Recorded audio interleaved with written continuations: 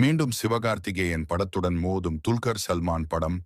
தெலுங்கு நடிகர் Rana டகுபதியின் spirit media நிறுவனத்துடன் இணைந்து துல்கர் சல்மானின் வெப்பேரர் நிறுவனம் தயாரித்து வரும் படம் காந்தா. இதில் துல்கர் சல்மான் கதாநாயகனாக நடிக்கிறார். நாயகியாக பாக்யஸ்ரீ போஸ் மற்றும் முக்கிய வேடத்தில் சமுத்திரக்கனி நடிக்கின்றனர். தமிழ், தெலுங்கில் தயாராகும் இதை செல்வமணி செல்வராஜ் இயக்குகிறார். இதற்கு முன்பு இவர் ஹேண்ட் ஆஃப் வீரப்பன் என்ற வெப் தொடரின் கதை ஆசிரியராக பணியாற்றியுள்ளார். இந்த படத்தை முதலில் வரும் ஆகஸ்ட் 1ஆம் தேதி திரைக்கு கொண்டு வர திட்டமிட்டிருந்தனர்.